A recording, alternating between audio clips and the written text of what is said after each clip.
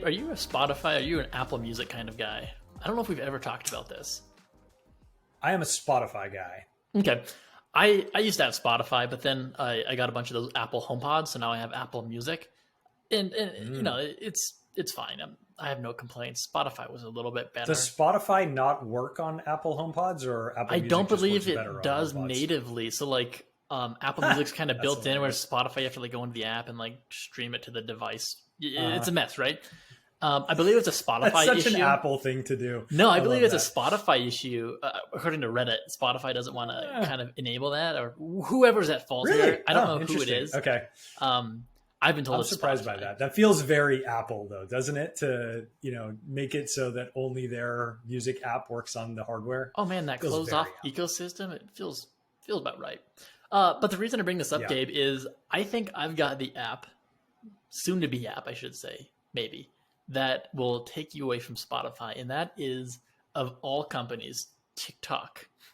They had filed a trademark application for TikTok Music, so there's speculation that TikTok is going to come after Apple and Spotify now with the music streaming. That's very interesting. I will be curious to see how this plays out for sure. I have no intentions to switch. Yeah, no, I don't think I would either. But well, I shouldn't say that. I don't know. Maybe that's the one thing that's going to get me over to TikTok, because I do love music. I mean, I listen to Spotify a lot. I mean, for the hours of entertainment that I get out of Spotify, it feels like a really scream a deal every single month, because I do consume an insane amount of music on that app. But let me ask you this, Zach, as a younger person than me who is on TikTok regularly, what would you want in a TikTok music app that you don't get from Apple or Spotify? I would say the big thing I do is I like to share music and I like share songs with friends. So, and I want to say Apple had tried this decades ago and failed, but I think TikTok having that social component might loop people in a little bit and being able to share that music and interact in some way. I mean, I can send like snippets of Apple Music songs and whatnot now to people, but I'm really interested because TikTok, they're known for, they're pretty much known for their music and whatnot now combined with video.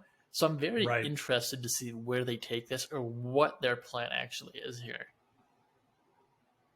That will be really interesting because I know a lot of artists break on TikTok now, right? Because it is such a fantastic forum for them to get their art out there, get their music out there. So, but I wonder if it'll make it harder for people to break through, because if you're not getting shares and likes and all of those sorts of things, do you just get so pushed down the algorithm that nobody ever hears your stuff? There's probably a fine balance. And Gabe, one of the things TikTok is known for is having that algorithm that's just an endless feed of content. So I'd be interested to see what they do with music, if they curate different playlists, what that looks like too. But I guess the real reason I bring this up, though, Gabe, is there's some competition out there. Spotify and Apple have been competing for the longest time now on streaming. Technically Pandora too, but no one uses Pandora. I was going to say, trash. Technically, I think Pandora's sitting out there like, hey guys, what's up? Like, what, you can't even throw us into this conversation. What gives? Well, let's be honest. Pandora's just trash, But, I did have Pandora for a while. Oh my gosh! Fine, I don't know what it is, but I switched to Spotify a while back, and I've been happy. Pandora is one of just a handful of companies that I absolutely hate. And just because we talk about video a lot too, Roku is another company that I just absolutely hate. So we'll continue to build off this list as the podcast progresses. But the reason I bring it up is again the competition. And Gabe, you've been posting a lot on LinkedIn lately. Yes. So if you don't follow Gabe on LinkedIn, definitely go check out his videos. But you've been talking a lot about Comcast, Spectrum, AT&T, T-Mobile lately too. And there's a lot going on there, Gabe. So do you want to talk to us a little bit about what you're seeing lately? Yes, there has been a lot going on lately, and we wanted to do this episode just because we feel like it's very topical and very relevant for what's been happening in the broadband industry. I know a lot of times Zach and I talk about other technology and how that interacts with the broadband world. I would say this is probably our most broadband specific podcast topic that we've done so far. So we're definitely going to go deep on some broadband stuff today. But the general topic and why we wanted to discuss this is Well, actually, all four of these companies, the ones that Zach mentioned, so Comcast, Charter, AT&T, and T-Mobile, all announced earnings within the last week, and there were some really interesting things, at least interesting, I think interesting things that came out of those earnings releases. So the big thing that I noticed as I was looking at this is that all the large cable companies have started to actually plateau from a subscriber count perspective. And AT&T is kind of having a similar struggle right now as well. And T-Mobile is actually growing really aggressively. Now, Zach, I know you've actually had T-Mobile in the past. Have you, what's your feeling on them from kind of a home internet perspective? Because they're growing pretty rapidly. It's tough because my situation was unique in really two parts. One was, so this was kind of in the pandemic, but my cable company, my modem died. So they said, hey, we can get you a new one, but it's going to take 3 weeks. And I'm thinking, how do I go, 3 weeks without Wi-Fi at my house? You can't do it, and that was just a trash response to me. So I signed up for T-Mobile home internet. They had a box in my house, I think within 2 days. And for the most part, it was decent. The other unique component to this was kind of in the beginning of the T-Mobile home internet. So I didn't actually have the 5G modem. I had the LTE one. And typically the speeds I would see was, 60 to 70 megabits per second. So it wasn't terrible, but I mean, realistically, and I would say this goes the same for the 5G modem too, is, you've got all of these people, phones and home internet users on one tower or whatever that situation may be. So everyone's kind of, hogging that bandwidth. And then with the home internet, you also get deprioritized over the actual cellular customers too. So there's a lot of that going on too. But like when I was streaming and doing stuff like that, I really didn't have many issues. I did have to reboot my modem a lot, which kind of made me mad. But the big thing I noticed was that would be kind of annoying. Gaming. And I would say this is most likely the same imagine, gaming from your phone. I guess you can't really do that. I'm talking like PC gaming, Xbox gaming off this LTE modem. It just wasn't a good experience. And that's what I think of when I think of, the T-Mobile or any of these companies doing the LTE and 5G home internet. It's really tough to compete with fiber specifically, but even cable to an extent. Yeah, I mean, I agree with you. Certainly very difficult to compete with fiber. And I think we both agree that fiber ultimately is the long-term winner here. But there is cable has really been the dominant broadband provider for the last decade, right? I mean, if you look at the growth that companies like Comcast and Spectrum specifically have seen over the last 10 years, it's significant. They've had significant growth, and they add hundreds of thousands of subscribers every single quarter. And we actually wanted to talk through some of these numbers specifically, but it does feel like that tide is shifting a bit. I kind of feel like, this is just my opinion, but I kind of feel like this has been coming for a while with investments that have been happening in fiber from, rural telecommunications providers, the investments that are happening from a T-Mobile perspective that we're going to talk about in a bit more detail as well. But it's just, I really feel like the shift is coming. I don't know if you feel that too, Zach. I mean, you kind of feel like we're at this inflection point, I guess, for lack of a better term, of, what's been happening over the last 10 years and the dominance that these cable providers have had versus what we're going to see over the next. Oh, that's totally it, Gabe. Even now, I've got an unnamed BSP at my house, nationwide BSP, and it's cable and all. And, this relatively new local fiber companies building fiber. And, Gabe, I just told you today that, I'm going to switch on day one, as soon as I can. I have no reason not to. But I think that's also another component to this too, is just these local companies, these co-ops or, whatever company situation you may have. They tend to know your town. Again, they have that local perspective too. So when you think of like, oh, do I want my internet from this hometown company or AT&T? I think that comes into play a lot too, especially as these small local companies are the ones out there building these networks.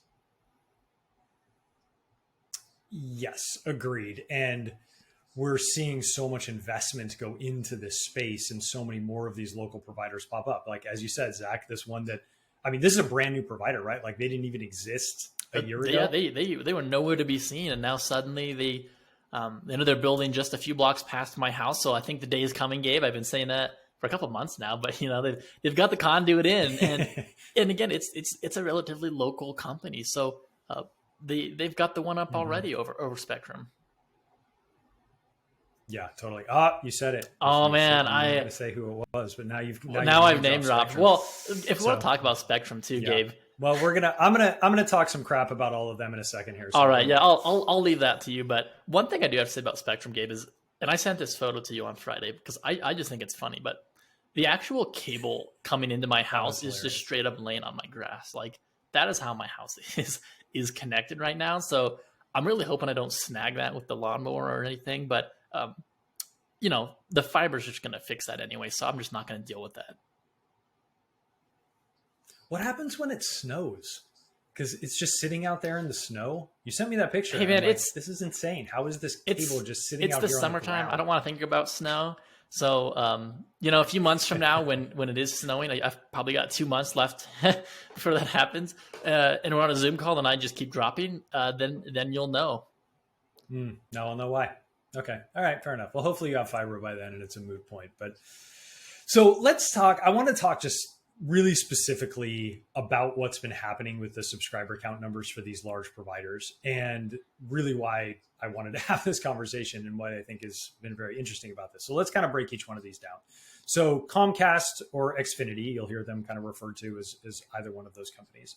So I looked at, they very nicely share all of these trending reports with you, so you can go out and easily get this information. But I looked at this, and they've been averaging 383,000 residential subscriber growth over the last 9 quarters. So this is looking back all the way to basically the beginning of 2020. So over that time, their net growth every single quarter. So that's looking at, taking their net, the gross customers that they add, netting off any customers that leave. And they've been adding almost 400,000 residential broadband subscribers every single quarter for the last 9 quarters. In Q2, they saw a decrease of 10,000 residential broadband subscribers. So it's the first time ever that they have not grown their residential subscribers. And Gabe, one thing I want to jump in here. And that number just really One thing I want to jump in here. I think you mentioned this on one of your videos too, but these subscribers that are leaving or finding another option. Well, that's exactly it. They're finding another option. They're not just disconnecting and calling it done with the internet. They're going out and seeking the competitor's product, and I'd imagine 99% of these cases. So that's also an interesting call out I'd just like to bring up. Mm-hmm.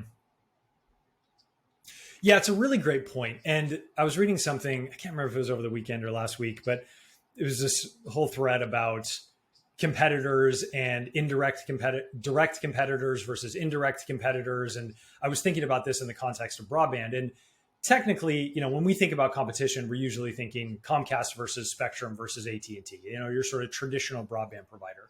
But in theory, people could be disconnecting from their traditional broadband service and just going to a totally mobile solution, right? Not even T-Mobile like home 5G, but just they could say, you know what, I'm just going to use my cell phone as my internet connectivity tool. So it may be that some people are doing that, but I can't imagine that there is a huge percentage of people that are saying in 2022, you know what, I'm good. I don't need my broadband connectivity anymore. I'm just going to go back to my cell phone. Like, I just can't imagine that's a big group. That was just a tough situation to be in. I don't think I could do it. I mean, I could tether from my phone, but I don't think. Yeah, if I'm gaming or streaming content, and I guess the nice thing is a lot of these cell phone plans have that unlimited data to an extent. But I mean, just having that direct line to your house, that's always going to win. And another option, Gabe, is I think we joke about this one a lot too, but I follow this topic on Reddit just because I'm fascinated by it. But Starlink specifically, and the reason I bring this up is because I see people on Reddit switching from their cable providers and even their fiber providers in some places. They go out and buy this $600 box. They spend $120, $150 a month to get this weak, service. It's truly what it is.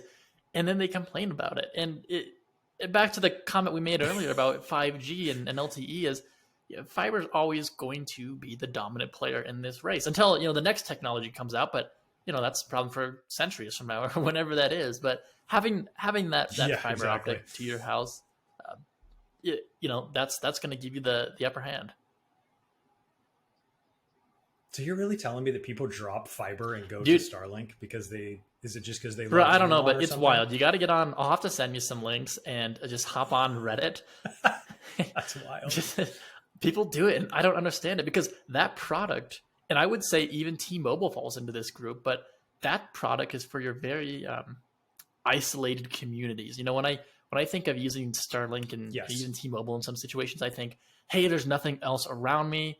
The next best option is to drive into Yep. town to check my email. That's really the best use case. So I see people like in cities Hmm. signing up for Starlink, and then they get on and complain about their speeds and how much they're paying. And I'm just like, I mean, yeah. So I've Wow. seen people drop Google Fiber of all things to join Starlink, but Oh my it's goodness. just not the right use case. And Yeah, and I that's say that insane. both for Starlink and even T-Mobile to an extent. When I had T-Mobile Wi-Fi, I was in a town of about Hmm. 7,000 people or so. So it's not like I was just in the middle of nowhere. My situation, again, I joined because I didn't want to wait 3 weeks for a modem. I was moving soon anyway, so I didn't care. But it's very situational, and it comes back. These cable companies, as much Yeah. as we hate on them, uh, they might be the better option sometimes. Yeah, I mean, in comparison to Starlink, I can't imagine I would want to drop Comcast or even Spectrum for Starlink, but I guess to each their own.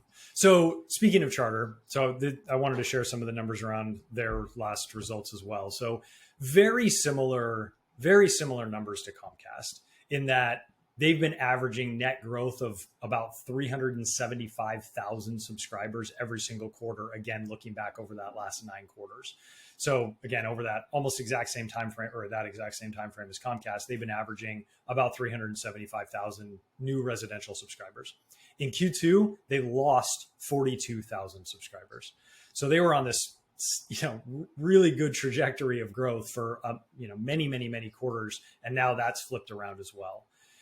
And I can't believe it's a coincidence that the two largest cable providers in the country have seen a decrease in their subscriber counts, both in the exact same quarter. Like it just feels like too big of a coincidence to me. It has to be related to what we're seeing with T-Mobile, what we're seeing with some of these fiber providers that are taking share from them.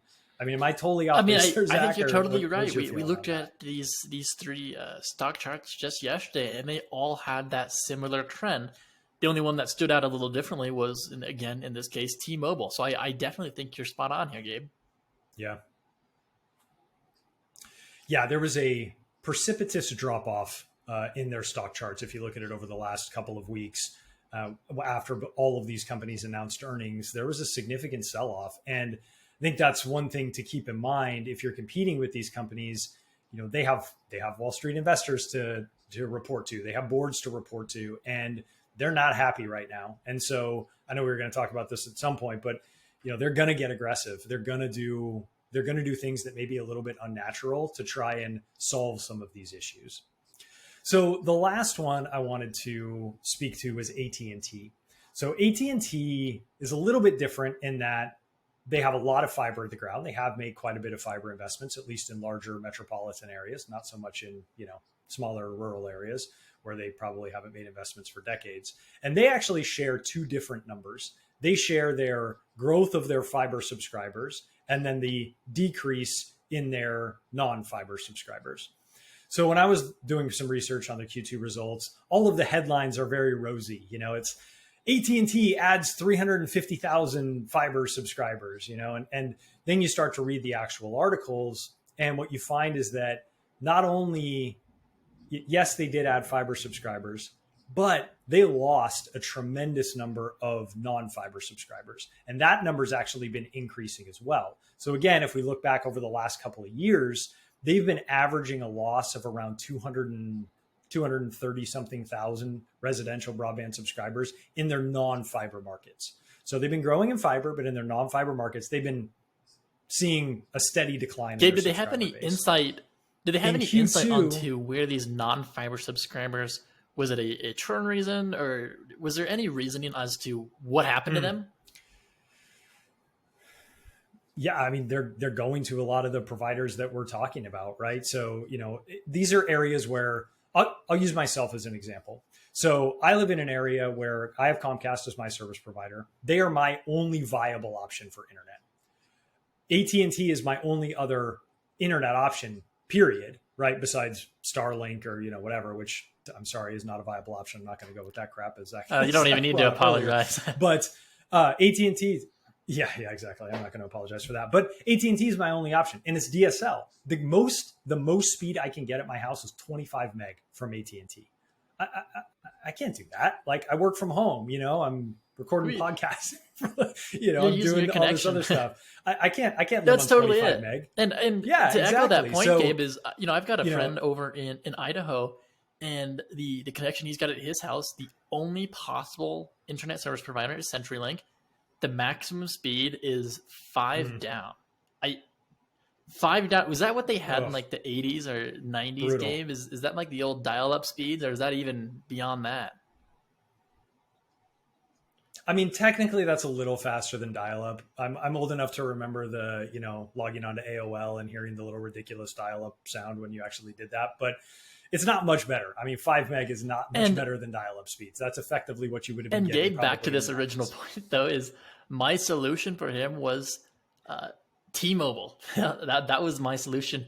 And the reason I mentioned T-Mobile was really a couple things. One is for their cellular customers, they've got the test drive program. You get a hotspot for a month or something like that, and you can test drive the network. They have the exact same program for home internet. I think it's like 2 weeks, 15 days maybe. But it's basically a no questions asked trial. You can try it out. If it's good, keep it, you'll be billed, or you can just send the equipment back, no questions asked. So T-Mobile's got a lot of strategies to, arguably high acquisition costs here. But T-Mobile has become, I would say, increasingly aggressive in the past couple of years. And, I'm really interested to see what's next for them. Yeah. Will they come out on top? I'm not convinced, but they will be aggressive about their tactics. I think T-Mobile is going to make sense in some really specific cases. And you kind of touched on some of them, Zach. In rural areas where people may not necessarily have a viable fiber option, if their only other option is CenturyLink old DSL that hasn't been upgraded in 2 decades, then T-Mobile is going to be a much better option for them. And the numbers speak for themselves. So T-Mobile added 560,000 new broadband subscribers in Q2. So just as a reminder, Comcast lost 10,000, Spectrum lost 42,000, AT&T lost 340,000 in their non-fiber markets. T-Mobile added 560,000 subscribers. They now have 1.5 million people on their home broadband service, their 5G home, whatever they call it, 5G. And in internet, that same 5G press release, Gabe, T-Mobile specifically said, we are not done. We are going to go out and get several million additional customers. So, I mean, if we think they've been aggressive to this point, and they're really, having that growth we see now, they want to double that number. They don't want to stop at 1.5. So I think it's just a very important thing to think like, maybe, I don't think of T-Mobile as being a competitor, but in reality, they likely are. I think they are, and they're going to continue to become a more formidable competitor as we move forward. There were. I'm always a little dubious of what executives say in earnings release calls, but I did think a couple of things were really interesting that came out of the T-Mobile call. So they talked specifically about what they called, and I'm just going to read this really quick because I have it in my notes here, dissatisfied suburban cable customers and underserved customers in smaller markets. But they said that 2/3 of their new customers in Q2 of that 560,000 were dissatisfied suburban cable customers. So they are absolutely taking share from these, larger national cable providers for sure. I mean, I don't think there's any question about that. The other thing the other product that they've introduced just in the last really couple of quarters is they actually have a prepaid high-speed internet option, which I think is really interesting because, I always feel like, and maybe this is, I'm not trying to be like elitist with my, trying to throw shade at T-Mobile, but I always felt like T-Mobile was like the cheap internet carrier, right? Like AT&T and Verizon were the premium carriers and T-Mobile was the cheap one. And, they were better at selling, prepaid and, some of these things. Maybe that's just my perception. I think we've got different perceptions here, Gabe. I to an extent, I understand, T-Mobile's the cheap. They have made significant network upgrades in the past 5 years specifically, I'll say. I'd argue since 2017 is when I noticed it. But part of that is, I don't know. Do you remember their last CEO, John Ledger, by chance? Super active on social media. He was not afraid to go after AT&T and Verizon, and he was very vocal. I think he was he was a good CEO, definitely expanded that network, but more than anything, I think he was a good marketer, and I think he led a lot of that revolution of T-Mobile to what we see now. But just seeing the tactics he's been using, was using, I guess, too. I think that's led to kind of the shift from cheap, low cost carrier to what they've become today. When I look on their website for both cell phones and home internet, they've got all of these additional offers. And again, we can talk about this in a little bit, but even for cell phones, like some of my favorites is I think T-Mobile's the one that does Netflix on Us. Netflix is included in some of their plans. They want you streaming, obviously. Go in-flight Wi-Fi. That's probably one of my favorite ones, just because, if you're going to be flying around, you don't want to be disconnected from the internet. But even on the home internet side, 50% off YouTube TV for 12 months. Paramount Plus was included for 12 months. They've got all these different offers baked into. And this goes back to my comment about their high acquisition costs and how aggressive they've been.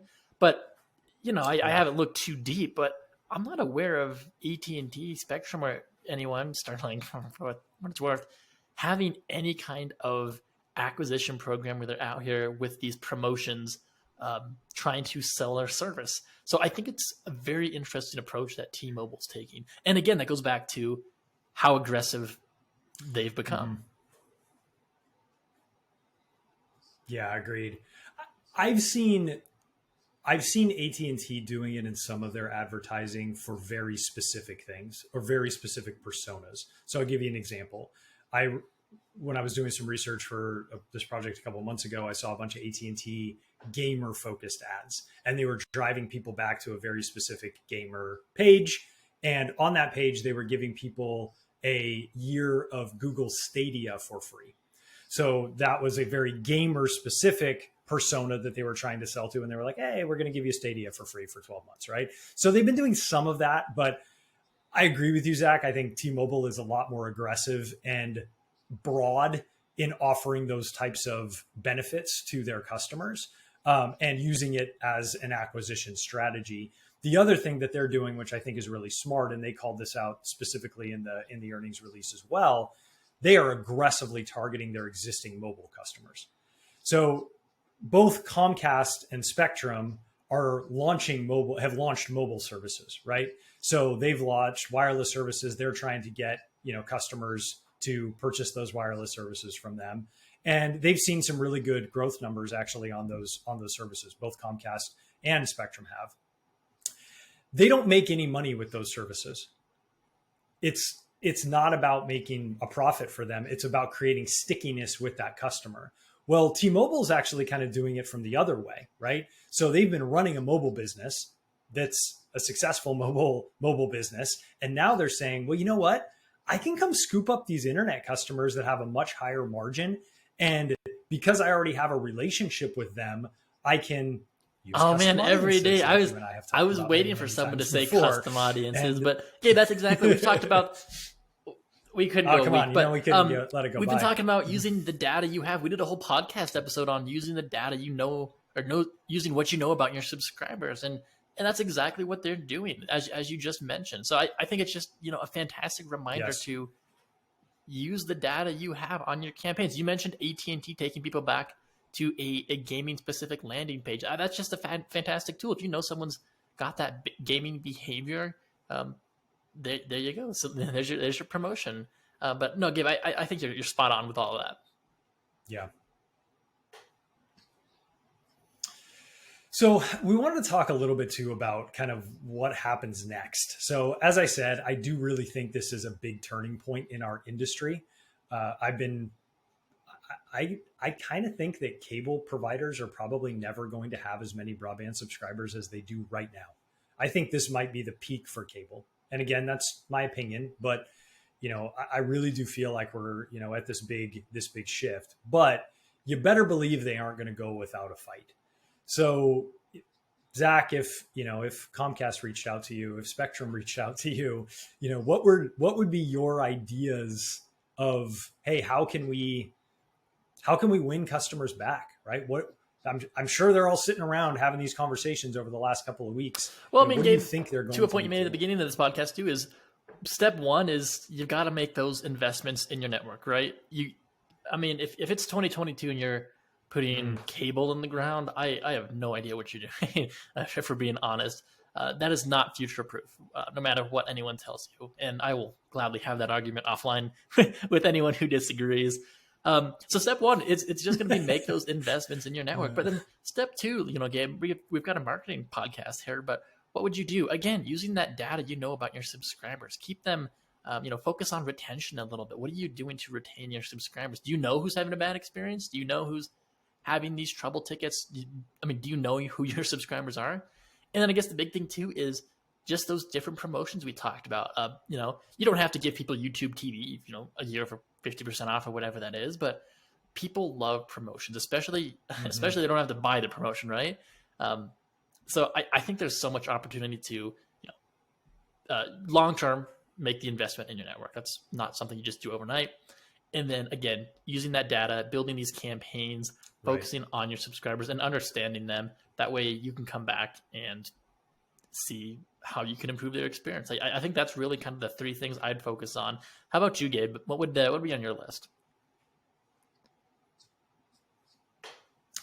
Certainly those things. What's interesting is that I don't think either Comcast or Spectrum are investing in fiber technology, at least in a significant way. There's a Charter specifically won a lot of money in the RDOF funding that happened, which is a big funding mechanism for building network infrastructure. I don't believe any of that was fiber. I think it was all with cable. Doesn't that make you cringe a little bit, Gabe? That to me feels a little you and I talk about this every day. We both have customers brutal. who are either all fiber or 90% fiber, and these are often small companies. AT&T and Comcast, Xfinity, any of these companies have significantly higher budgets and more capital, the resources to do this. But to think that they're going out and laying just your basic cable in the ground, it just makes me cringe, because when you're looking at the content that's coming, Gabe, we always talk about the metaverse, VR, AR, that kind of thing. It's you're not building a future-proof network, no matter what anyone says.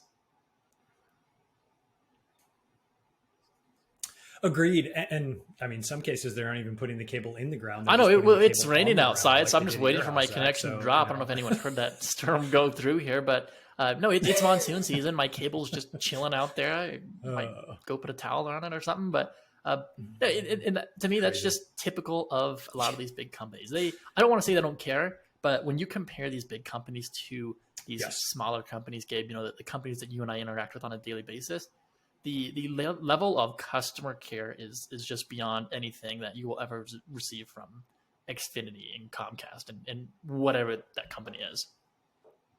I don't even know who. if I call someone about this cable on my ground, they're gonna want me to pay for a truck roll, and this technically isn't my problem. I didn't put the cable there.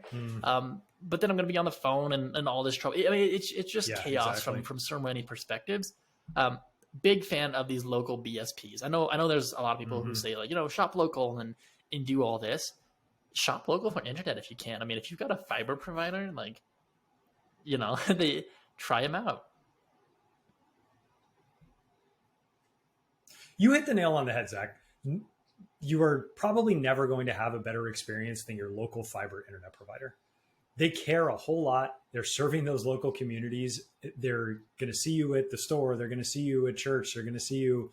A lot of people see me there, but they're going to see you out in the community, and so, but they care, right? They genuinely care, and I think this is a a big problem with these large companies is they're so big, and yes, they do have capital to invest, but I don't know that they've made they're right out there to make money, and a lot of these markets, I it's also not going to just be a money maker for them. So they tend to avoid them if they can. I think that's a good way to look at it too. Is no, the AT&Ts, the Comcast, and everything. Not to say too much negative out there about them, but as with most companies, but them specifically, they're out there to make a profit. So if servicing an island in the middle of an island town in the middle of, I don't know, Montana, if that's going to cost them money, they're not going to care about you as much as that local provider. No, definitely not. And I also don't think they have as much information. I think there's this, this is again, just sort of a little bit of my personal view, just being a Comcast customer and having reached out to support multiple times, having multiple conversations with them and thinking about it, the type of information that they actually have about me. I suspect that most of us believe that these companies know a tremendous amount about us. I actually don't think that they do. And the reason I say that is I've had multiple instances where I've reached out to them and they've asked me questions like, how many devices do you have in your home? Wasn't it you where they didn't even know the modem you them, had when you upgraded to your connection a few months ago? No, they didn't. And they had no idea what I had in my house. They had no idea how I'm using the internet. They had no idea that I don't even have another viable option. I called them up. This was probably a year ago. So I was so upset. I was just having nothing but problems with the internet. And they're like, no problem. We'll go ahead and knock like $50 a month off your bill. And I went, okay, great. Thanks. I'm happy to have the additional savings every month. But you guys just set money on fire. I don't have another choice. I'm stuck with you because I'm not going to go to AT&T and their freaking 25 meg DSL. Like that's not a realistic option for me. And if I've told you I work from home and internet is really important to me, you should know that I can't jump to that other provider. They had no idea and they just cost themselves money. And so ignoring that data, I think is a real problem for them and not being able to put it into action. And I think that's probably a function of them just being so big that there's so much information that you can't even figure out what the heck to do with it. But I do think that's a real problem. It's chaos, Dave. Well. And just as we wrap up, I feel like there is one comment I should make to everyone listening to the podcast, totally off topic, but Gabe and I actually met exactly 1 year ago today. So, we've been in the industry now. We like to think we know what we're talking about. But Gabe, it's been 1 year. We've got a podcast now. I'm excited to see what's next for everything. But really what I want people to also do is go back to Gabe's LinkedIn. We always keep a link in the bio here. So check that out and check out his video specifically on the comparisons between all these different big companies. I think there's some fantastic data in there if you want to deep dive into that a little bit. And I know that's something that Gabe likes to do. But again, thanks everyone for joining us today. I really enjoyed this discussion. I know for a fact Gabe enjoyed this discussion. I do. Oh, this is like the highlight of my week. But don't forget to give us a follow on your favorite podcast app. I always like to tell people, thanks to Gabe, we've got video podcasts on Spotify, and then we also upload those to YouTube as well. But you can also follow us on Apple Podcasts. I almost said Apple Music. Maybe TikTok will make a podcast app, Gabe. Maybe we can expand into that. Ooh, maybe a whole new distribution channel. I like it. That'll finally be the thing that gets me over into TikTok. Want to see, but maybe I'm wrong. But as always, feel free to connect with both Gabe and myself on LinkedIn and visit our website to send us a message. That's all we've got this week, but we'll talk soon.